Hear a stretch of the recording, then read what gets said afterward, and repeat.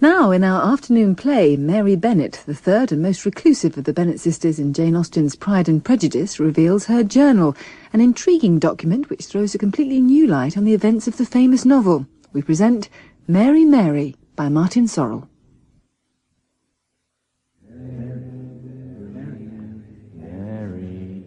Mary. 27th September. Glad tidings, Mary, are they not? To your writing desk. Your fingers palpably itch.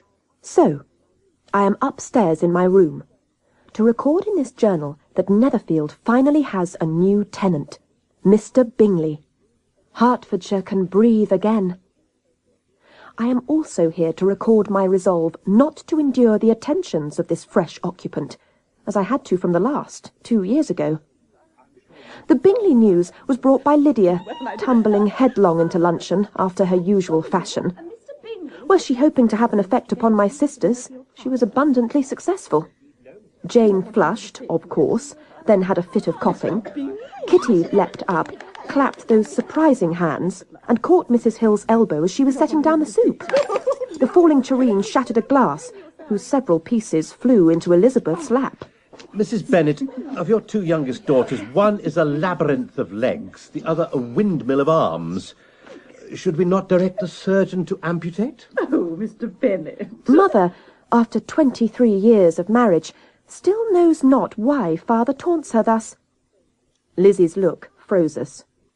I came to the rescue and picked the pieces from her lap. Mary, Mary, the angel of mercy. 7th October.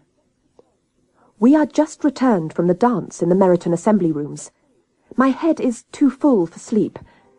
Ordinarily, I refuse to attend soirees at which grown people cavort like circus animals. Tonight, however, I went, as I would have the occasion to perform some of my songs, and since Mr. Bingley was to attend with a party of 12, among whom Mother was certain there would be suitors for the Bennet girls, my duty was to let my singing show our family to its best advantage. For a whole hour there was no sign of Mr. Bingley, but just as I was preparing my voice, Lydia slammed down the pianoforte lid, bade me desist, and look instead towards the door, through which the Netherfield party was entering. It consisted not of the 12 promised, but a mere 6. Mr. Bingley, his 2 sisters, the husband of one of them, another young man exceedingly grand, and another young woman exceedingly plain. We were presented. Father bowed, we curtsied. Lizzie, of course, in her perfunctory manner. She considers the curtsy demeaning. I fancy that my own curtsy was altogether pretty, for the grand young man, Mr. Darcy, proved quite unable to take his eyes from me. Upon an impulse, I curtsied again. Manifestly affected, he surveyed me, then, conquering his emotion, bowed stiffly and turned his back. But I know the masculine heart too well to be persuaded by such affectations of indifference. Men think we cannot perceive their tricks. That much I learned to my cost 2 years ago. I returned to the pianoforte and began to sing. Mr. Darcy became transfixed by my rendition of Dido's lament, When I Am Laid in Earth, by Mr. Henry Purcell. Mr. Darcy's eyes met mine in silent supplication. I finished, and evidently he was too discomfited to join in the applause. The exceedingly plain young woman attempted conversation with him.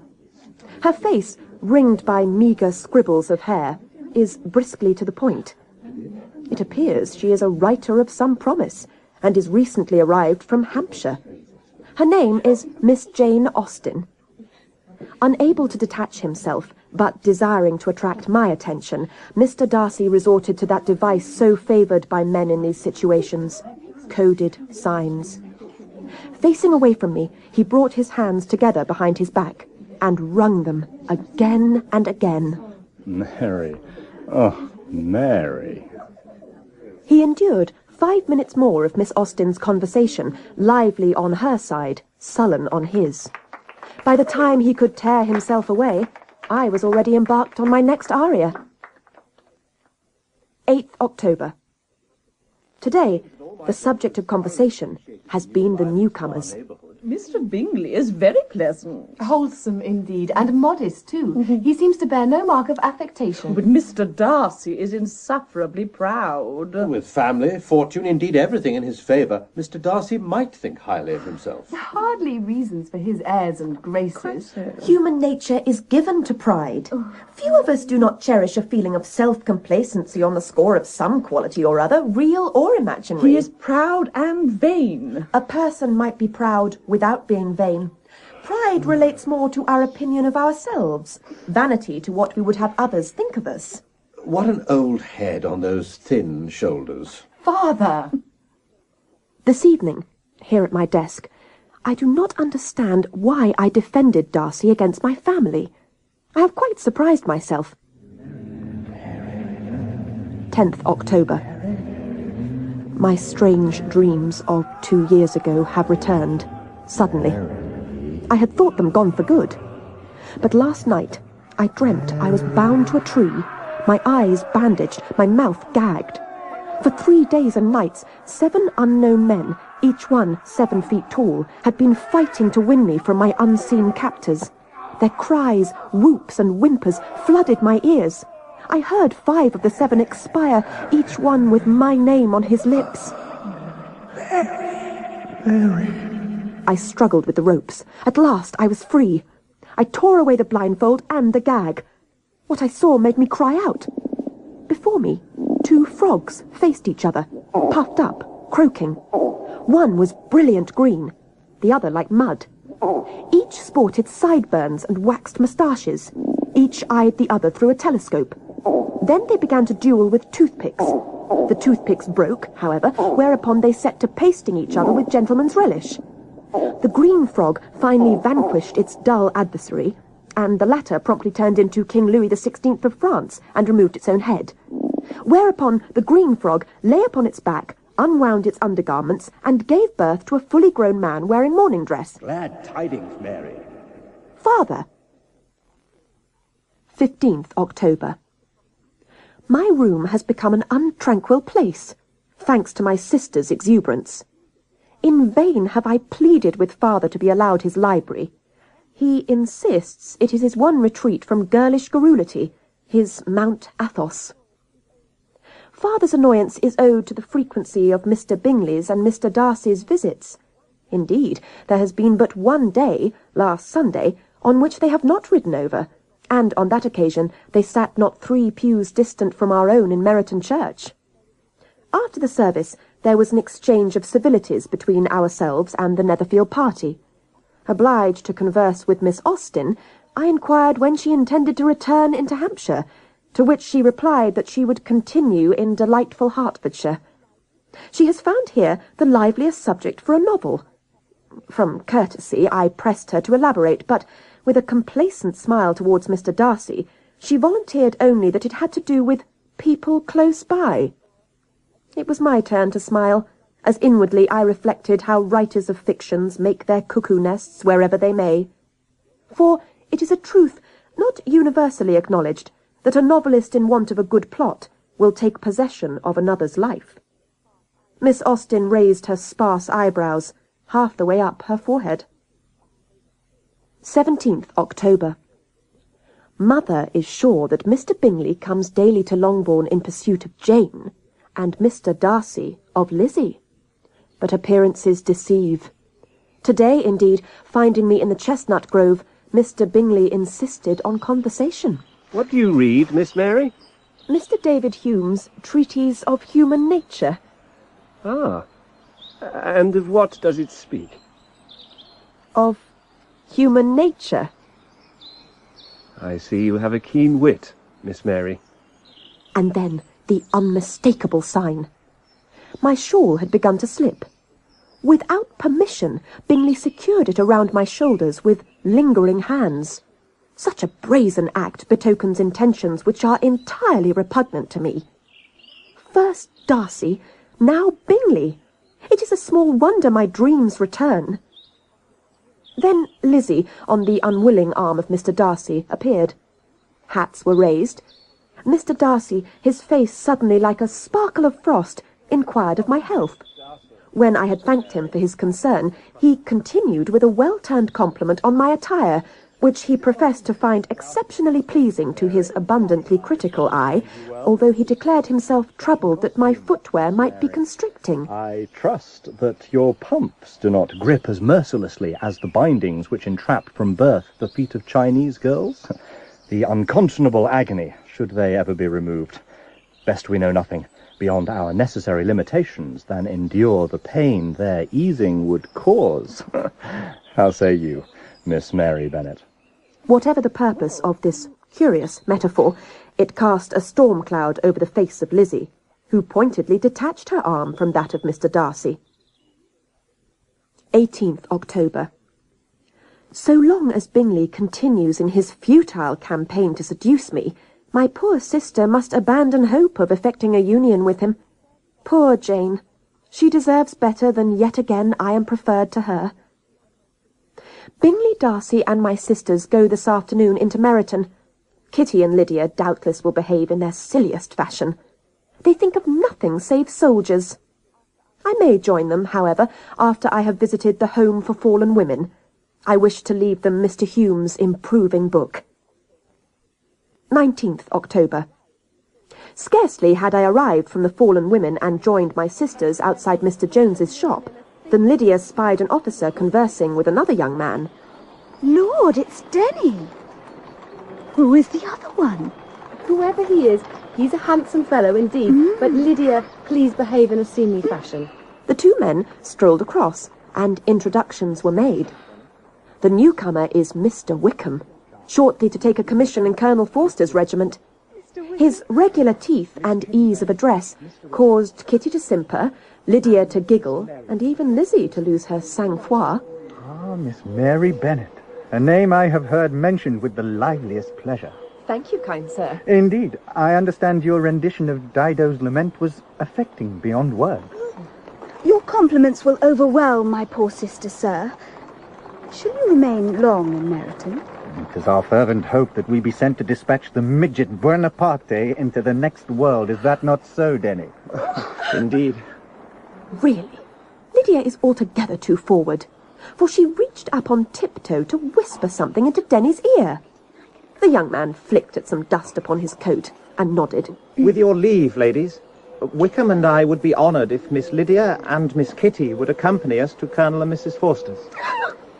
You will return them to Longbourn within the 2 hours? You have our word. But Lizzie's fond hope was grievously misplaced. It was not until after dark that our sisters returned, Kitty weeping, Lydia babbling. That was last evening.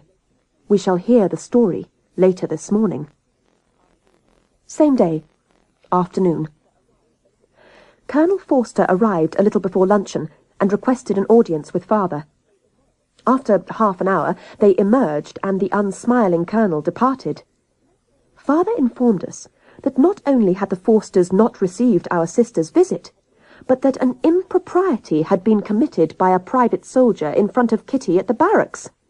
Mercifully, Lydia had not been involved, because she, Denny, and Wickham were in another room.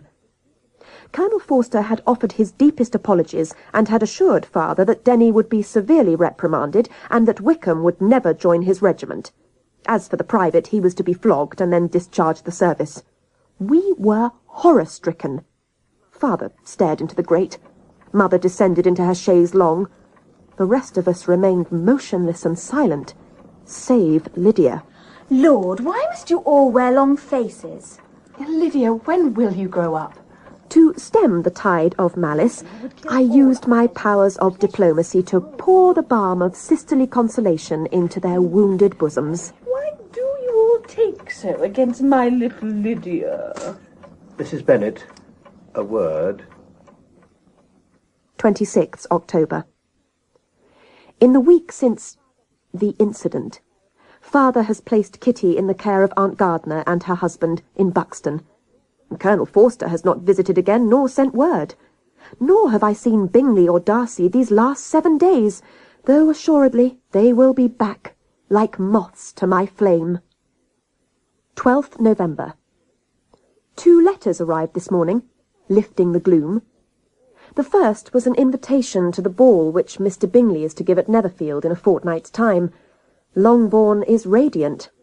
I, however, am more cautious, pleased as I might be for Jane, who longs to see Mr. Bingley again, and pleased too for Lizzie, who privately hopes to rediscover Wickham. It is rumoured, though, that he has left the county. I am much relieved that the Wickham threat has been removed. The second letter was as inopportune as the first was welcome. It came from our much-reviled cousin, Mr. Collins. The mere mention of his name was altogether too much for Lizzie. It is grossly unjust that Longbourn is entailed to this trivial little clergyman, simply because our parents have not produced a male heir. Is not a girl the equal of a boy? Lizzie. Mr. Collins proposes to lodge with us for a week entire. He arrives most inconveniently 4 days before the Netherfield ball. 22nd November. It is astonishing. Black-draped Mr. Collins has brought the colour back into father's life. Mr. Collins' opinions delight him. We have learned of the calls he must make, the port wine he must consume, the tobacco smoke to be endured, the card tables sat at. The modern shepherd must lie with his parishioners. In what sense, Mr. Collins? Christian duty sometimes takes surprising forms. Indeed, Mr. Collins. If you'll allow me the analogy, morals are like bricks. Old clay baked in a modern oven. I shall cap that, Mr. Collins, thus. Morality is the cake of tradition, topped with the marzipan of modernity. I cannot say which of you two poets I prefer. Mr. Collins, as yet unaware of father's satirical bent, little understood the mockery of this exclamation, as was made manifestly clear in the clergyman's smile of satisfaction. 25th November. I have been gravely deceived. I had considered Mr. Collins my ally. I thought there to exist an unspoken bond between us. But he is no different from other men. If there had been any doubts as to why he has presented himself at Longbourn, it is now clear. To claim me as his wife.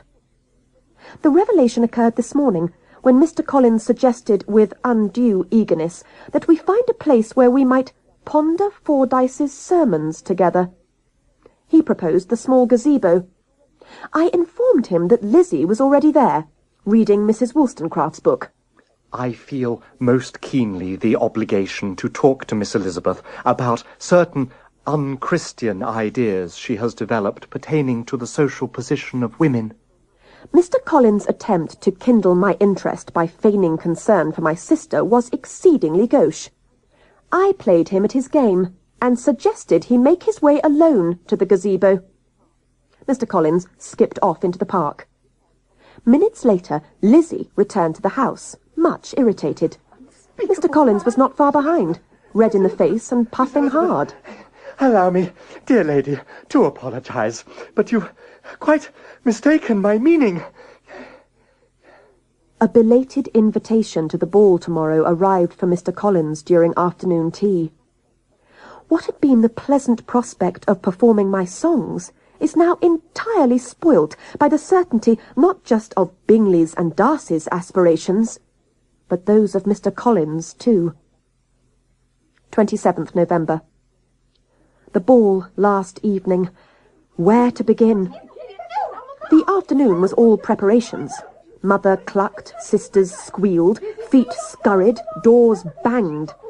I retired to the kitchen. Hill was cleaning father's boots. Not going to the ball, Miss Mary? Indeed I am, Hill. I am not one to shirk her duties. And which lucky gentleman will you dance with? I shall not dance.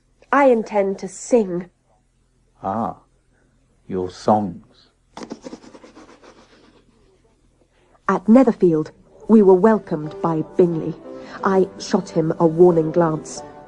He offered instead one arm each to Jane and Lydia. The three moved off. Mother, father, Elizabeth, Mr. Collins and I were offered chairs. Mother chose the best point from which to pass comment on the eligible men. Mr. Bennet, there are surely husbands here for all our girls. Such choice. Mrs. Bennet, you will have us forcibly ejected. And then what will become of your ripe daughters? They will rot like pears in a basket. Mother shrugged. An officer asked Lizzie for the next dance but one. She declined. Miss Austen, whom I had not previously noticed, approached, wearing a calculated smile, whose effect on father was not inconsiderable. He bade her join us. Mother's attention returned to the dancing. Miss Austen conversed with father. Lizzie's eyes continued to seek Wickham. But in truth she knew he could not attend, in view of the incident with Kitty. Mr. Darcy then presented himself. Although his manner remained as unyielding as always, his expression changed when he greeted me. It lost its habitual ennui. The dancing ceased. I rose, took up my music, and announced a programme of light songs. Warming my voice, I could not help but observe Bingley leading Jane from the room, followed shortly by Lizzie upon the arm of Darcy. Miss Austen rose. Do stay. You will be vastly entertained. I had just commenced the third verse of The Parson with the Wooden Leg, when Mr. Collins materialised, indicating his intention to turn the pages of my music. I gestured acceptance. What else decently could I do? Mr. Collins evidently does not read music. The ensuing misunderstandings threw my song into a confusion from which there could be no dignified exit. I reached an untidy crescendo and rose to my feet. After the applause, I waved Mr. Collins away and performed uninterrupted the roast beef of Old England. This had a greater success, encouraging me to launch into my particular favourite, Hanged I Shall Be, which I had just started when father arrived at my side. Thank you, Mary. You have whetted our appetites for beef, which I understand is now served in the room adjacent. Father's bon mot was warmly greeted. Miss Austen laughed the longest. Fearing the reappearance of Mr. Collins, I declared it was the turn for someone else to shine. My thoughtfulness was greeted with even greater applause. Half an hour later, a second set of dances was begun. But whereas I had hoped to see Bingley partner Jane and Darcy Elizabeth, I was taken aback to see the first of these young men was dancing with his sister Caroline, whilst the second stood alone at a window. Of Jane and Lizzie there was no sight, but presently both entered the room. With a look of thunder, Lizzie demanded we return instantly to Longbourn. Lizzie always gets her way. Father sighed and bade Miss Austen farewell. Lydia was plucked, protesting, from a riot of redcoats. Mother complained that her daughters would never be married. We waited for the gavotte to end, reclaimed a glowing Mr. Collins, said our farewells, and left. Something momentous has passed between Bingley, Darcy, and my eldest sisters. Though no one will speak of it, I know that it concerns Jane's and Lizzie's romantic aspirations, and the inconvenient affections of their would-be suitors. I know, too, as others do not, that the fly in the ointment is myself. It gives me no gratification to be the unattainable object of the gentleman's attentions, nor indeed the cause, however innocent, of my sister's distress. 29th November. Wickham has been sighted in Ramsgate. He seems lost forever to Meryton. Lizzie says nothing, but her mood is as cold as base metal. For my part, I confess that I am pleased. Wickham is one problem solved. Mr. Collins, however, clings on. Since the debacle with Lizzie in the gazebo, he has turned his amiability into a signal to me. His sugared smiles, his scraping and bowing, his inquiries after my health. Have I slept well? Is there too much draught in the room? Would I care to sit on the left or the right side of the coach, face the direction of travel? Everything is a sign. Were he a midshipman with semaphore flags, he could scarce be more obvious. I await his proposal with trepidation. It is only a matter of time before he falls upon bended knee. 6th December. Jane is disconsolate, for suddenly Netherfield House is shut. Without explanation, Bingley and his party have removed to London. I confess that I am far from vexed. although I would have wished Darcy gone also. It seems that he will continue in the neighbourhood, near to Longbourn. I can guess why. 9th December. Christmas soon. Perhaps the festive season will improve the Longbourn mood. Kitty longs to return from Derbyshire. The Gardners are to bring her back and remain some days with us. Mother yearns for a sanatorium, Jane for London, Lizzie for anywhere. Although nothing is said, it is clear to me that the blame for the bad atmosphere is held to be mine. It is too unjust.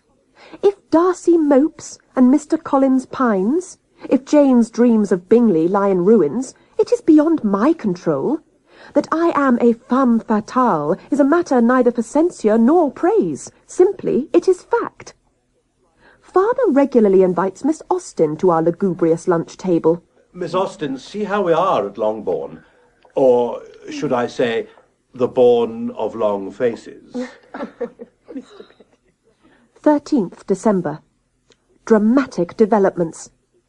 Wickham has returned unexpectedly to Hertfordshire, has proposed marriage to a Miss King, and has been accepted. If that were not astonishing enough, this morning Darcy asked Lizzie for her hand in marriage. Lizzie?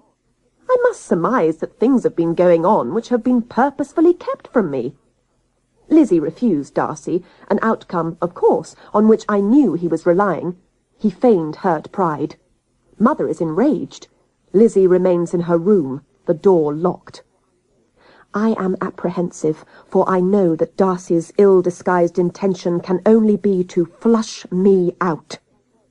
It was with relief, therefore, that I heard the news moments ago that he intends to leave for London without further delay, thence to Pemberley, his family seat in Derbyshire, and out of our lives for good.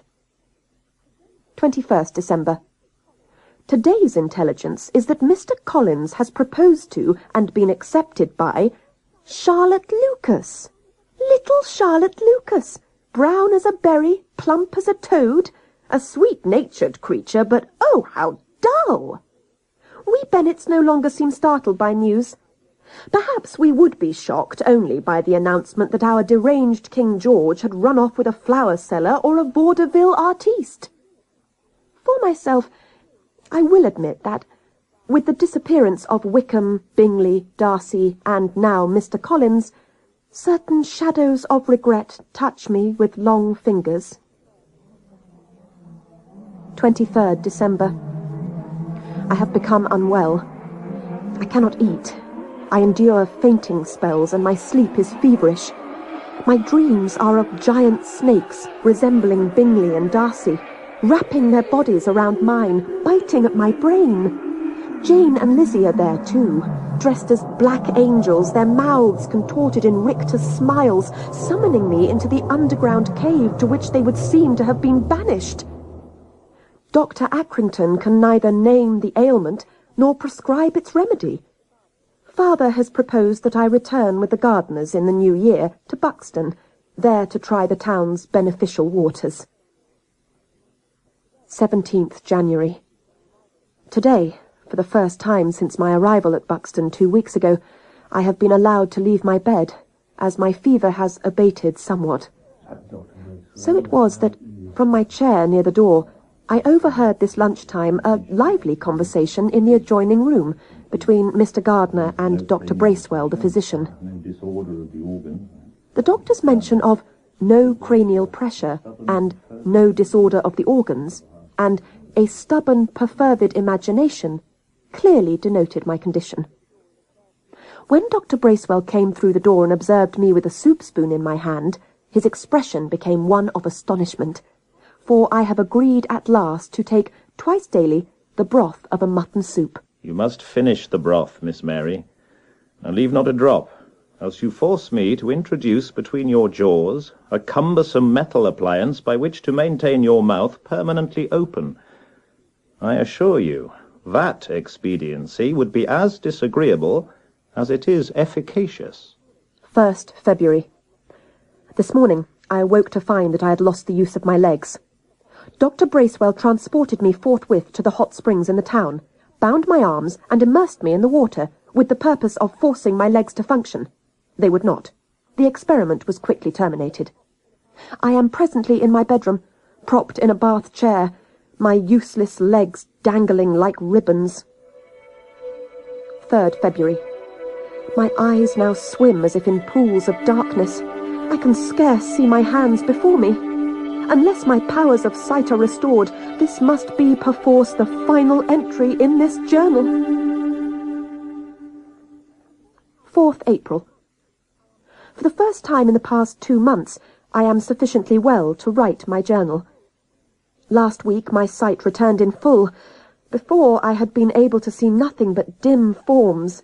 My head, too, was full of sound, as if of howling violins. Dr. Bracewell has attended me throughout.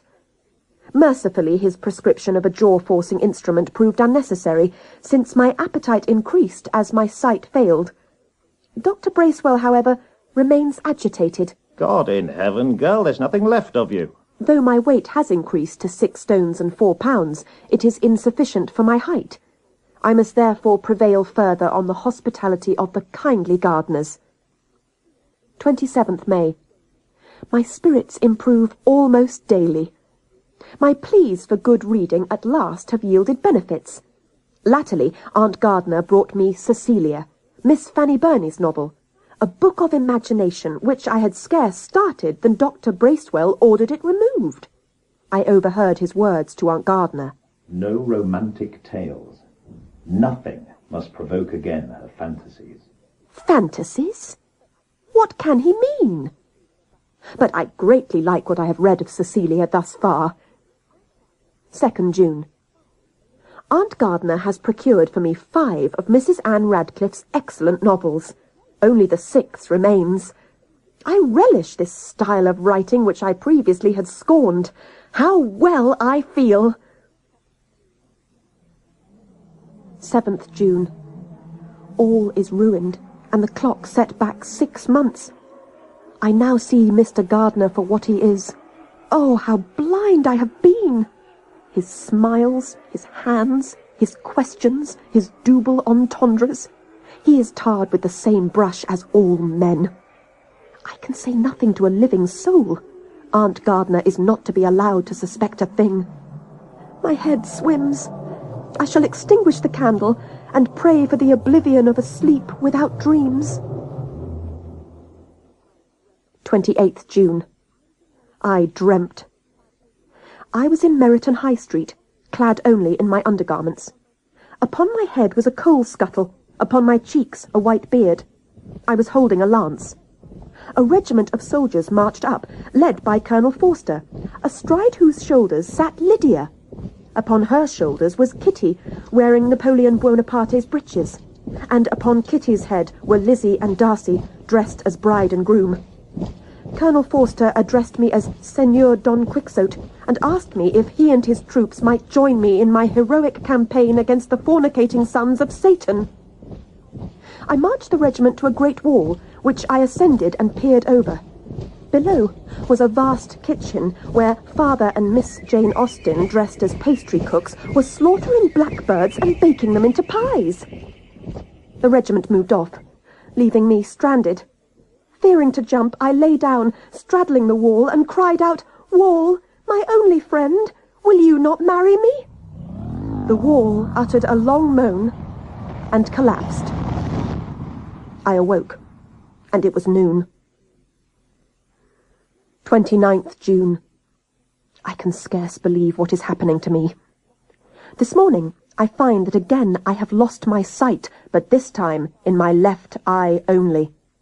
Mr. Gardner has summoned Father. 1st July. Father and Lizzie have arrived. There was welcome pleasure in Lizzie's face, but pain too, at my condition. Mr. Gardner suggested that we soon make a short excursion to prepare me for the arduous journey to Longbourn. He suggested we might all visit nearby Pemberley on the morrow. It is England's finest house. How say you, Mary? Oh! He placed his hand upon my arm. I recoiled. And you, Lizzie? I find any reminder of the name Darcy most unwelcome. I shall not come. Oh, do, please. Indeed, Lizzie, your bright smile always touches our mournful lives with rainbow hues. Shall I come, Mary? Do you truly wish it? 30th July. 4 full weeks have elapsed since the ill-fated visit to Pemberley, a day never to be forgotten. Upon arrival, we were shown the house. Aunt Gardiner was wrapped in admiration. Mr. Gardiner insisted I take his arm. A tour of the grounds was next proposed. At the top of some steps, and needing to attend to my swollen eye, I lingered behind. From nowhere there appeared a sad-eyed pointer, which I recognised instantly as Mr. Darcy's hound. And then he himself was standing there before me. His 2 eyes met my one. Miss Mary Bennet. Mr. Darcy! It has been too long. May I inquire after your eye? It was then I lost my footing. On regaining consciousness, I found myself prone at the bottom of the steps. I was lifted onto a makeshift stretcher and carried into the house by Father and Darcy.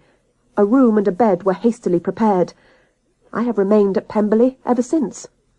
For my right leg has suffered a fracture.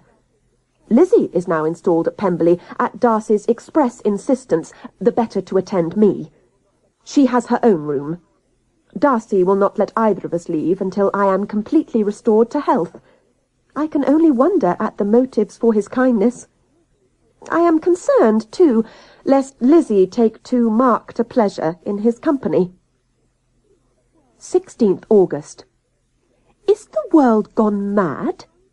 It has been announced that Lizzie is to marry Darcy, and Jane Bingley. The time for plain speaking has arrived. The scales must fall from my sister's eyes. Let them hear the truth about their betrothed, and let me save them both from an act of irredeemable folly. 20th August. I have apprised Jane and Lizzie of all the unnoticed events of the past year. I spoke not just of Bingley and Darcy, but of Mr. Wickham and Mr. Collins too. I revealed myself as the object of each one's secret and continuing obsession. I explained that it was my solemn duty to warn my elder sisters that neither the sincerity nor the constancy of Bingley and Darcy could ever be relied upon. Evidently, these revelations were as painful for my sisters to hear as they were for me to make, for, without a word, they looked at each other, rose, and left the room. I heard them in discussion on the other side of the door. They then re-entered my room, and, in an attempt to deflect attention from their own unenviable matrimonial situations, entreated me not to forget the unfortunate events of 2 years ago, and the damage they had caused. Politely but pointedly, I inquired of Jane and Lizzie who it was they considered had suffered the damage. Jane turned to Lizzie, and Lizzie turned to me. Mary, Mary. 23rd August. After lunch, Lizzie perambulated me around the West Garden. In the wisteria grove, she made 2 announcements. First, her marriage and that of Jane are to proceed, despite my intervention. Second, I am to remain at Pemberley for an indefinite period, and be placed in the care of a new doctor, a Frenchman, who is an old family friend of the Darcys. The pedigree of Monsieur de Clerambault made him the natural prey of the tricolour-waving revolutionaries, despite his years of devotion to the health and well-being of Parisians of the most humble class. However, he managed to cheat Madame Guillotine and flee to London. 28th September. The 2 weddings have taken place. I witnessed the ceremonies with my one good eye, seated in my invalid's chaise, placed near the font. Mother looked joyous, fit to burst. Father sat impassively. Miss Austen was present, inevitably, observing with her gimlet gaze. Lizzie and Darcy, Mr. and Mrs. Darcy, are this instant departed for their honeymoon in Scotland. My new doctor has arrived. I have learned that, when revolutionary fervour gripped Paris, Monsieur de Clerambault was practising at the famous Charenton Asylum. Once in England, at the Bedlam Hospital, he was attempting to advance the theory that illnesses reside in our thoughts, not our bodies. Curious notion indeed. It is no wonder that it is met with the most general disbelief. 3rd November. I am soon to return to Longbourn. My broken leg is set. But Monsieur de Clerambault persists in his eccentric hypotheses. He has spent hours of his time attempting to persuade me that the fracture happened inside of your mind, mademoiselle, as also as the losing of your sight.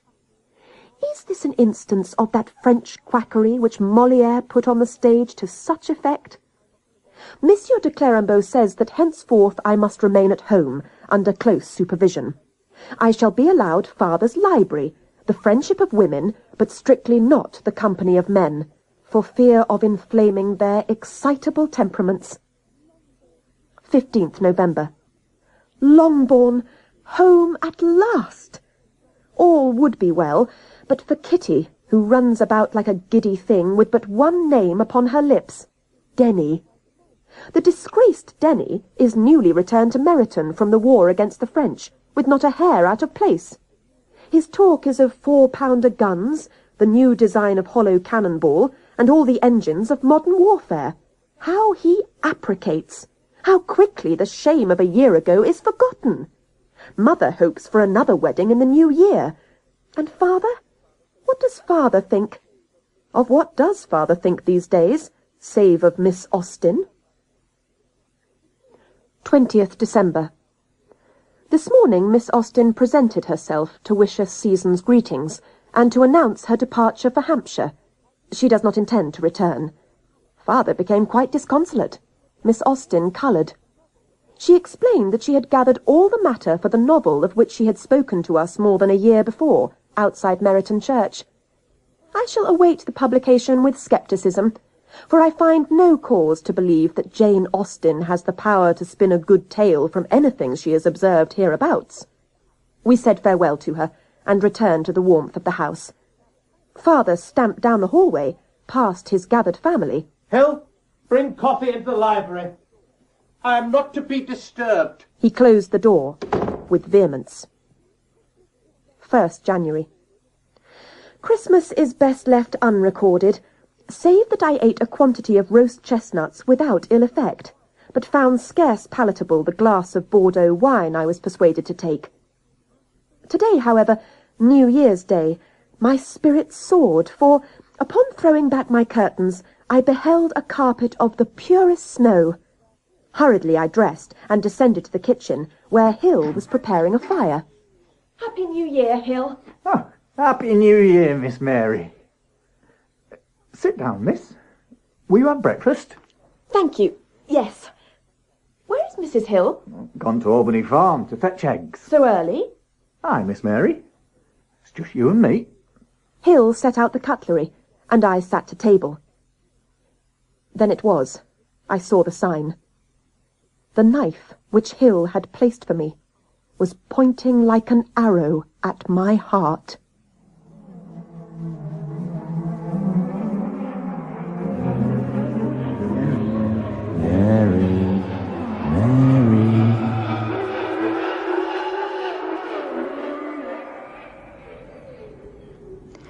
In Mary, Mary by Martin Sorrell, Mary was played by Lucy Briers, Mrs. Bennet by Kim Hicks, Mr. Bennet by Robert Whelan, Lizzie Bennet by Saskia Portway, and Lydia by Nicole Aramagam.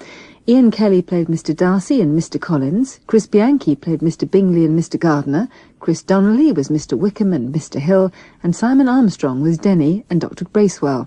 The play was produced and directed in Bristol by Sarah Davis.